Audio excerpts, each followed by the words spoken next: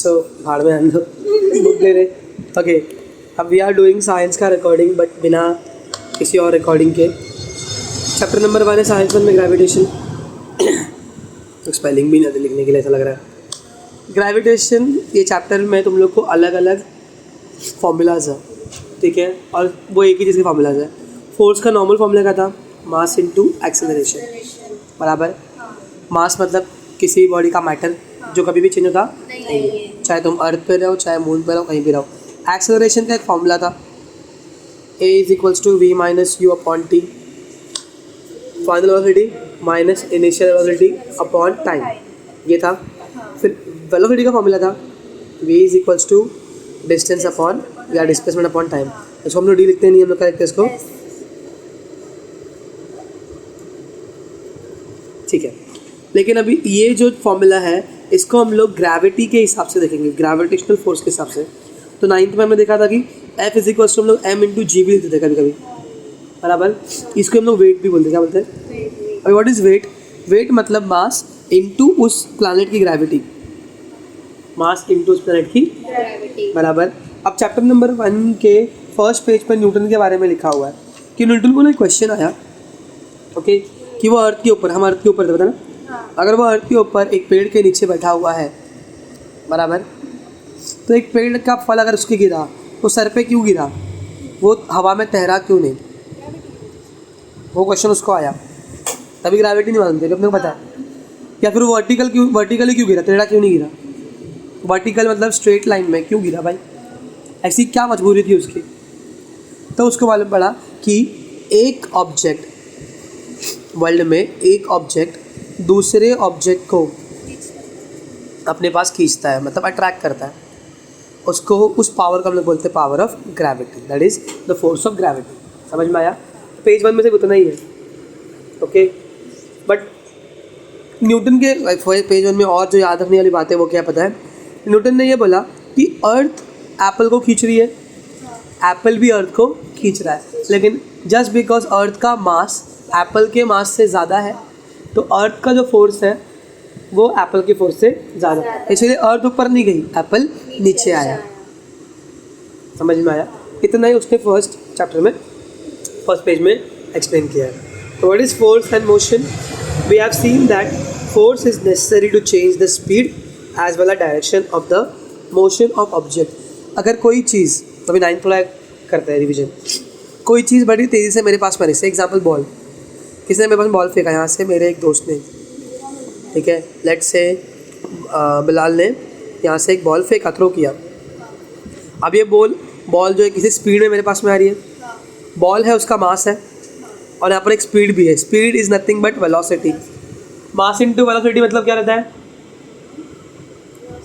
Mass into velocity क्या? Momentum. तो जब एक ball of mass m with velocity v मैं पे फेंका गया तो एक मोमेंटम था, यहाँ पर न्यूटन का सेकंड लॉ काम आता है। और जब अगर मुझे इस बॉल के डायरेक्शन को बदलने का है तो मैं अपना हाथ यहाँ पे लाऊंगा और उसको रोक दूंगा, समझा? तो पर उसको रोकने के लिए मेरे को क्या चाहिए? एक फोर्स। समझ में आया? कोई भी एक मोशन के ऑब्जेक्ट का डायरेक्शन चेंज करने के लिए या उसका स्पीड चेंज करने के लिए मुझे फोर्स लगाना पड़ता है। बैडमिंटन खेला है, एक बंदे ने यहाँ पे शटल मारा, दूसरा यहाँ पे मारता है, डायरेक्शन चेंज करके नहीं किया, क्या लगाया उसने शटल कॉक इससे, रैकेट से, बाबा रैकेट भी इंसान बन गया, समझा? तो यही लिखा हुआ तुम्हारे पेज नंबर 1 पे। आगे बढ़ेंगे तो सेकंड टॉपिक है सेंट्रीपेटल फोर्स, ओके। तो next topic is centripetal force. अब देखो, अगर तुम कोई भी चीज़ को एक रस्सी से बांधे, एक पत्थर को, और उसको तुम घुमा रहे हो ऐसा, एक्चुअली तुम घुमा नहीं रहे हो उसको ऐसा, तुम उसको अपने पास में घसीट रहे हो, फॉर एग्जांपल ऐसा करके, ओके। सो जैसे कि इधर पे देखो दिया हुआ है, ये आंटी जो है इधर पर उसने हाथ पकड़ा है, यहाँ से यहाँ तक वो बंधा हुआ चीज़ है।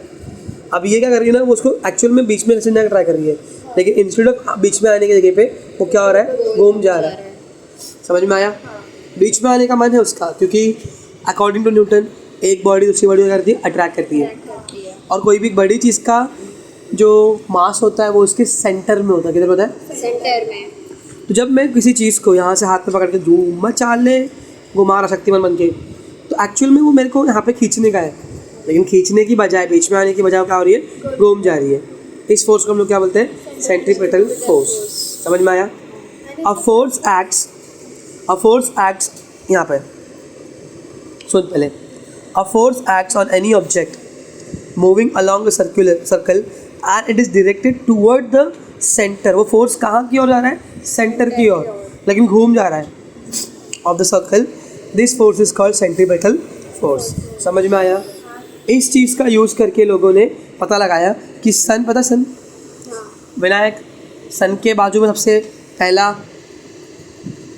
प्लैनेट कौन सा है? मर्क्यूरी।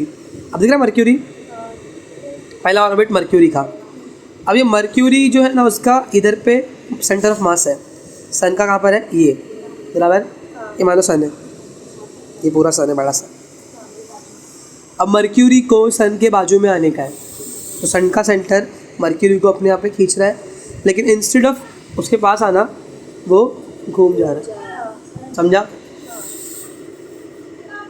समझ में आया कि नहीं आया? घूम जा रहा है। उसके लिए एक रोटेशन लेता है, फिर एक और रोटेशन लेता है, ऐसा रोटेशन करते करते पूरा एक राउंड मार के रेवोल्यूशन करता है।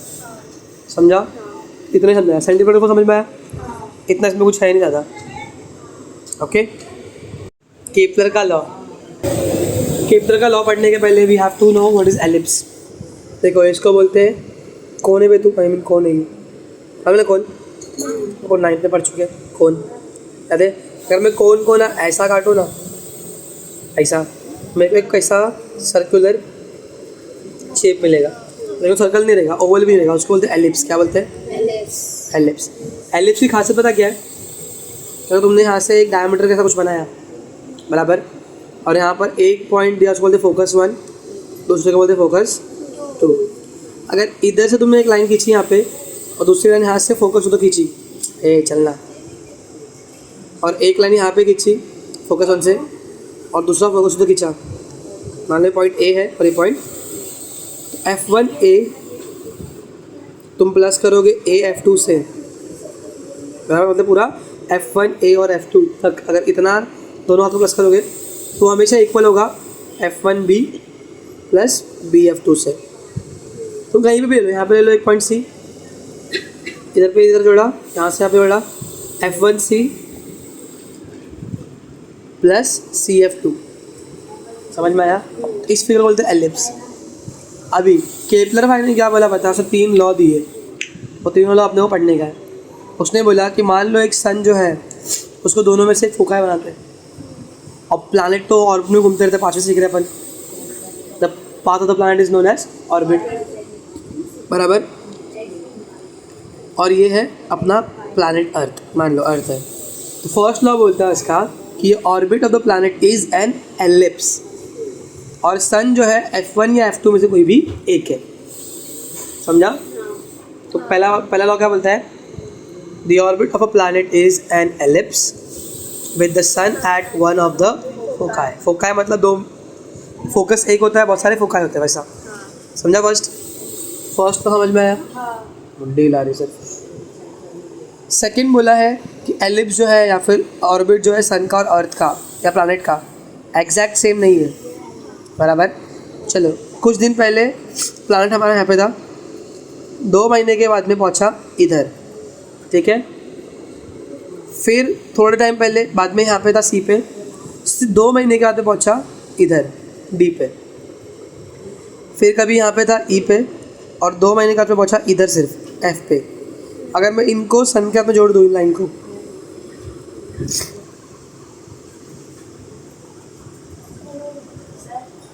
एक मिनट, बराबर। यहाँ पे दिख रहा है एक एरिया बन रहा है ASB, तो ये एरिया ASB या S-AB इक्वल होगा एरिया ऑफ H-CD से। समझा? वो इक्वल होगा एरिया ऑफ H-EF से। समझा क्यों? क्योंकि उतने ही टाइम पे वो लोग घूम रहे हैं। अच्छा। तो सेकेंड लॉ क्या बोलता है? The line joining the planet and the sun, the line joining the planet and the sun, planet and the sun, planet यहाँ पे था, अभी यहाँ पे आ गया, और सन। स्वीप्स बनाती है इक्वल एरिया कब, इन इक्वल इंटरवल ऑफ। अगर मैं ऐसा बोलूँ कि यहाँ पे था, यहाँ से यहाँ पे आने के लिए उसको 2 महीने गए, तो ये एक एरिया बन गया। अभी इधर पे था, यहाँ से यहाँ पे आ गया, ये 4 महीने गए, तो ये एरिया जो है ना, ये और ये एरिया इक्वल होंगे नहीं, टाइम इक्वल चाहिए, समझा। ये लंबाई के हिसाब से बड़ा है और ये चौड़ाई के हिसाब से बटला है, समझा। बटला लंबा, लेकिन एरिया इक्वल रहेगा। SQ मीटर में, सेंटीमीटर में, SQ किलोमीटर में, SQ लाइट ईयर्स में, तुम्हारी मर्जी है। अभी थर्ड क्या बोलता है, थर्ड लॉ केपलर का, थर्ड लॉ बोलता है कि जितना टाइम जाएगा ना, जितना टाइम घूमने के लिए लग रहा है उसको, टाइम का स्क्वायर हमेशा डायरेक्टली प्रोपोर्शन होगा उन दोनों के डिस्टेंस के क्यूब से। जितना टाइम लग रहा है उसको, 2 महीना लग रहा है ना, 2 का square is always equals to, इन दोनों is always directly proportion to इन दोनों का डिस्टेंस। समझ में आया। जितना ज़्यादा डिस्टेंस बढ़ेगा उतना ज़्यादा टाइम भी बढ़ेगा, लेकिन डिस्टेंस इसमें बढ़ेगा क्यूब में और टाइम इसमें बढ़ेगा स्क्वायर में। अब हम लोगों ने डायरेक्ट इन्वर्स किया है, अल्फ़ा हम लोग यूज़ करते नहीं है, तो टाइम स्क्वायर अल्फ़ा की प्लेस पे इक्वल्स टू, फिर क्या आता है के, आर क्यूब की प्लेस पे आर क्यूब, तो टी स्क्वायर यहीं पे रहेगा, आर क्यूब यहाँ पे डिवाइड करेगा, इज इक्वल टू क्या बचेगा के, वेर के इज़ कॉन्स्टेंट। समझ में आया। थर्ड लॉ क्या बोलता है, the square of its period of revolution around the sun, its मतलब प्लैनेट का, प्लैनेट के पीरियड का स्क्वायर, पीरियड यानी टाइम, टाइम का square is directly proportional to the cube of the mean distance, मोटा मोटी distance, average distance of a planet from the sun. That means T square alpha R cube, that is या in essence of T square upon R cube equal to क्या बनेगा, constant. समझा, K is equals to T square upon R cube. कुछ doubt है इतने में? चलो, सो अब तक व्हाट वी हैव डन, अभी तक हमने क्या सीखा, सेंट्रीपेटल फोर्स क्या होता है, बाबा न्यूटन मालूम है ना, वो सीखा थोड़ा सा, उसके बारे में अभी और सीखेंगे उसके बारे में। And we learn about Kepler का लॉ। केपलर का लॉ 3 मार्क का आता ही है एग्जाम में 90%, लेकिन कभी कभी नहीं आएगा तो कोई प्रॉब्लम नहीं है, लेकिन नॉर्मली बोर्ड में आता है। अभी न्यूटन का यूनिवर्सल लॉ बहुत चिंदी है, ये जो लिखा हुआ है I am going to tell you in simple language and you have to understand in English. Newton बोलता है every object in the universe attract करता है every other object with a definite force. मतलब अगर एक ऑब्जेक्ट का मास 1 है और दूसरे ऑब्जेक्ट का मास 2 है, बराबर, क्योंकि मास है ना दोनों का, तो ये ऑब्जेक्ट इस ऑब्जेक्ट को एक नॉर्मल फोर्स से क्या कर रहा है, अट्रैक्ट कर रहा है, आओ ना तुम भी आओ ना, बराबर, ठीक है। और इन दोनों के बीच में क्या होगा, एक डिस्टेंस। अब मुझे बताओ, सिंपल लैंग्वेज में पूछता हूँ, दूरियाँ रहती है दोस्तों में तो दोस्ती बचती है क्या? नहीं। अरे बाप रे, क्या इमोशनल बोलते हैं सर आपने। समझा। तो वैसे ही अगर डिस्टेंस ज़्यादा होगा तो फोर्स क्या होगा, कम होगा। समझा। जहाँ पर डिस्टेंस ज़्यादा होगा फोर्स होगा कम। तो ये कौन सा प्रपोर्शन है, inverse. That means force is inversely proportion to the distance का स्क्वायर। अगर मास ज़्यादा होगा तो जल्दी अट्रैक्ट होगा। That means force is directly proportion to the product of the mass. समझा। तो यही बोलता है न्यूटन का लॉ, क्या बोलता है, in universe every object attracts every other object with definite force where this force, यही force is directly proportion to the product of the masses. Product मतलब and inversely proportion to the square of the distance. अगर मैं दोनों में force को common लूँ, लिया alpha किया, ऊपर क्या है, नीचू क्या है, समझ में आया, बराबर। अभी यहाँ पर अल्फा है, आई टोल्ड यू अल्फा के प्लस वन होगा चाहिए इक्वल्स टू, तो वहाँ पर एक लेना पड़ेगा कांस्टेंट। तो यहाँ पे कांस्टेंट को कैपिटल जी लेते क्या थे, और फिर यहाँ पे आएगा m1 इंटू पूरा चैप्टर आगे का इसके ऊपर ही डिपेंड है, आगे का पूरा चैप्टर इस भंगी के ऊपर। अच्छा, व्हाट इज जी? जी को हम लोग बोलते हैं ग्रेविटेशनल कांस्टेंट्स। ग्रेविटेशनल किधर कह रहा है पंगा? कांस्टेंट। अरे मैं उसका, और इसका वैल्यू रहता है, कांस्टेंट की वैल्यू हमेशा फिक्स रहती है, पता ना क्योंकि कांस्टेंट है। कितना इसका? 6.673 मतलब चलेगा, इंटू 10⁻⁻11। माइनस मतलब क्या है? वो डिवाइड कर रहा है उतना जीरो। माइनस मतलब क्या कर रहा है? मल्टीप्लाई करेगा तो प्लस करता है, पता ना। और क्या क्या आएगा इसमें? न्यूटन आएगा क्योंकि फोर्स है। मीटर का स्क्वायर बराबर kg⁻², मतलब kg भी क्या कर रहा है? डिवाइड कर रहा है विद 2 zeros। समझा? स्क्वायर है तो स्क्वायर, स्क्वायर है तो स्क्वायर 11, तो अभी जीरो मतलब 10 का स्क्वायर क्या होता है? 2 बार जीरो, तो 10 इंटू 11 कितना होगा? 11 बार जीरो, उतना। समझा? पावर है उसकी, नेगेटिव तो क्या पावर है। तो ये है बाबा न्यूटन का फॉर्मूला। क्या बोला उसने? कि फोर्स इज इक्वल्स टू दोनों के मास का प्रोडक्ट अपॉन दोनों के डिस्टेंस का स्क्वायर। इसको यूज़ करके हम लोग ग्रेविटी खेलने वाले हैं। समझा? इजी यहाँ तक? न्यूटन ने क्या बोला, तुम लोग भी ध्यान से सुनना, तुमने भी नहीं किया ये चीज़, कि फोर्स जो है वो इन्वर्सली प्रोपोर्शन है डिस्टेंस के स्क्वायर से। मतलब अगर यहाँ पर तेजश्री नाच रही है, ये डांसर है, वो हंस क्या रही है स्टेज के ऊपर बराबर, और यहाँ बहुत दूर मून है, ठीक है, तो तुमको पता है अर्थ और मून आपस में एक दूसरे को अट्रैक्ट करते हैं। आप इसी कहते हैं ना अपन ने सेंट्रीपिटल फोर्स से बराबर।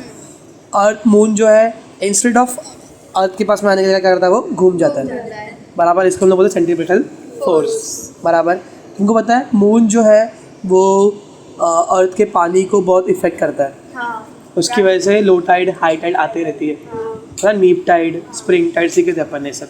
चलो अब ये तो हो गई, लेकिन इसने ऐसा क्यों बोला कि फोर्स जो है डिस्टेंस से, इन दोनों के डिस्टेंस के स्क्वायर से उल्टा है? ऐसा क्यों बोला उसने बराबर?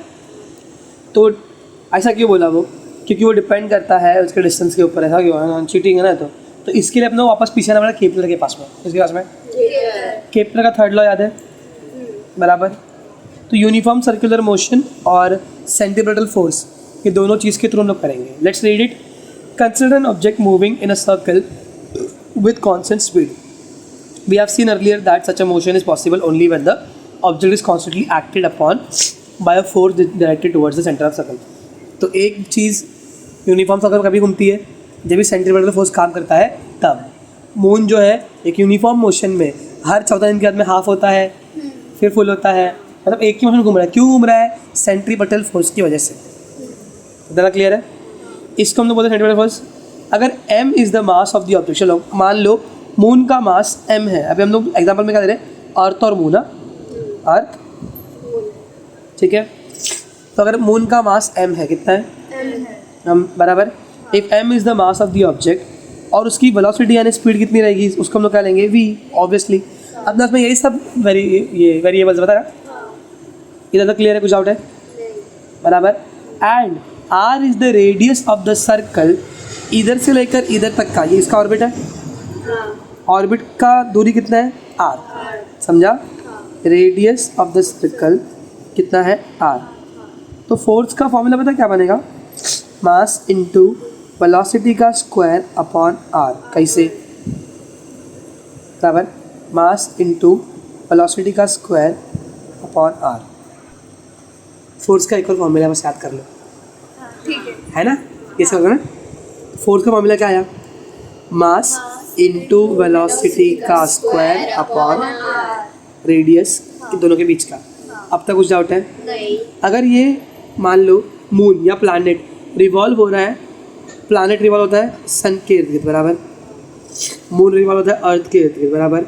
अगर मान लो कि circular motion, and we know that कि सन का और प्लैनेट का जो रेडियस है वो एग्जैक्ट सर्कल नहीं है, लेकिन चलो मान लेते हैं कि सन सेंटर में, फोकाई नहीं है।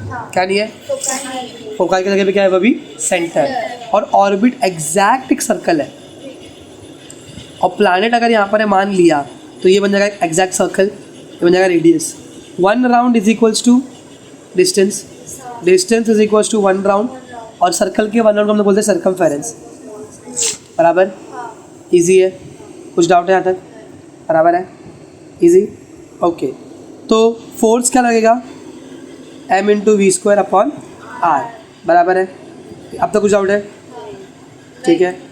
तो distance travel by the planet in 1 revolution is equal to circumference. What is the formula circumference?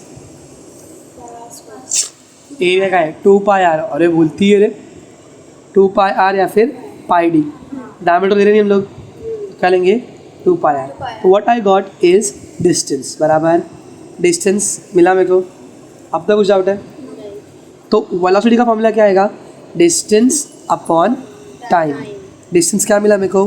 2 pi are upon time का टी। एफ का फॉर्मूला क्या था? m इंटू वी स्क्वायर बराबर इक्वल टू का इक्वल टू m का m। v की जगह पे क्या आएगा? 2 पाई आर अपॉन टी का बराबर है divided by R. Upon R मतलब भाई ना, या अपन मैथ्स में करते हैं इंटू 1 अपॉन आर, वही होगा ना डिवाइड बाय आर, तो उल्टा ओके। तो बोलो m का प्लेस पे m इंटू 2 का स्क्वायर 4 बराबर है पाई का square pi square into R का स्क्वायर, आर कितनी बार? 2 बार, अपॉन टी का square T square into 1 upon R. One जार आर वन, क्या बचा? 4 स्टार्टिंग में लेंगे, पाई का स्क्वायर बराबर m का m 4 पाई स्क्वायर m, ऊपर क्या बचा? एक r, और नीचे क्या बचा? टाइम का। कुछ डाउट है अभी तक? पक्का? इजी है? नहीं बराबर है क्या? क्या गलत हुआ भाई? मैं बीच में नहीं है तो बात कहीं भी लेना एक ही बात है। पहले तो इसको 4 ले, पहले बाजू में m लिख, फिर पाई स्क्वायर लिख, फिर r लिख। बात तो एक ही ना, चारों मल्टीप्लाई कर रहे हैं अपॉन टाइम का स्क्वायर। बेसिक मैथ्स रखना बहन तेरा, बराबर है। अब तक कुछ डाउट है? लेकिन क्या है ये? हाँ, ये अभी तक फोर्स का फॉर्मूला बना रहे हैं हम लोग। अच्छा, अभी तक हम लोग फोर्स का फॉर्मूला क्या बना रहे हैं हम लोग कि फोर्स अल्फा 1 अपॉन टाइम का डिस्टेंस का स्क्वायर क्यों लेते हैं, वो बना रहे हैं। डिस्टेंस मतलब भी आर ना, डिस्टेंस मतलब भी रेडियस, उन दोनों के बीच का, इसका और इसके बीच के डिस्टेंस को हम लोगों ने क्या लिया है? रेडियस क्यों लिया है? क्योंकि इसको हम लोग ने एक रिवॉल्यूशन में क्या माना है? सर्कल। अब तक कुछ डाउट है? तो क्वेश्चन ये है कि क्यों why did Newton assume inverse square dependence on distance in his law of gravitation? क्यों उसने बोला कि एफ अल्फा 1 अपॉन डी का स्क्वायर या आर का स्क्वायर है, क्यों ऐसा बोल रहा है वो? तो इस क्वेश्चन का हम लोग आंसर निकाल रहे हैं। तब तो मुझे क्या मिला? Force is equals to 4m pi का स्क्वायर अपॉन आर अपॉन बराबर है। अभी ओके, अब इसको करेंगे मल्टीप्लाई बाय आर। क्या करेंगे? आर के स्क्वायर से मल्टीप्लाई करते हैं। किसके स्क्वायर से? एफ इज इक्वल्स टू क्या क्या बताया अपने पास में? 4m pi square R upon time का स्क्वायर इंटू किससे मल्टीप्लाई कर रहे हैं अपन? आर के स्क्वायर से, बराबर। ऊपर आर का स्क्वायर मल्टीप्लाई किया तो ऊपर अगर आर के स्क्वायर से मल्टीप्लाई कर नीचे बीच करेंगे आर के, तो एफ का एफ इज इक्वल टू क्या बचा ऊपर? 4m पाई का स्क्वायर आर इंटू आर का अपॉन नीचे क्या है? आर का स्क्वायर इंटू टी का, और अगर थोड़ा सा हम लोग उसको अलग करेंगे 4m पाई का स्क्वायर बराबर अपॉन आर का स्क्वायर बराबर इंटू, इसको थोड़ा अलग करेंगे ना, इंटू हो गया, आर क्यूब थोड़ा अलग कर दिया अपॉन टी स्क्वायर को। ओ भाई केपलर ने क्या बोला? K is equals to R cube upon बराबर, तो 4m पाई का स्क्वायर अपॉन आर का इंटू के। एफ मिला। अभी इधर पे, हाँ इसके जगह पे क्या ले लिया? अब यहाँ पे ध्यान दो, एक्स अल्फा वाई को हम लोग कह सकते हैं X is equals to Y into K. Equal to अगर डालना है तो मुझे के लाना पड़ेगा। अगर मेरे को इक्वल टू और के निकाल दो तो मुझे क्या लिखना पड़ेगा? अल्फा। तो अगर मैं के निकाल दूंगा, एफ को एफ रखा बराबर, बराबर है। एफ को क्या रखा, एफ इज इक्वल्स टू में क्या क्या है मेरे पास में देखो 4m फाई स्क्वायर के बराबर, और आर स्क्वायर को थोड़ा सा हम लोग ने 1/r² लिखा सिर्फ, क्योंकि ये बन जाता तो यही होगा ना ऊपर। अब मुझे बताओ 4 कभी चेंज होगा क्या, नहीं कभी 4 चेंज होता है? किसी भी बॉडी का मास कभी भी चेंज होता है क्या? नहीं पाई की वैल्यू कभी चेंज होती है क्या? नहीं के की वैल्यू कभी चेंज होगी क्या? ये सब क्या है, कांस्टेंट। अब मैं अगर कांस्टेंट और इक्वल टू निकाल दूँ तो क्या बचेगा, एक इधर की चीज़ x, अल्फा क्या बचेगी।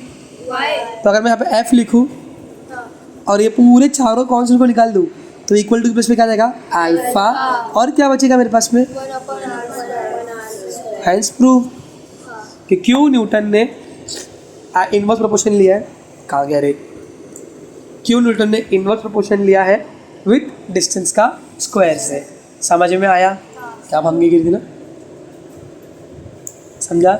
एक बार फिर से वीडियो देख लेना, चिल करके मज़ा आ जाएगा।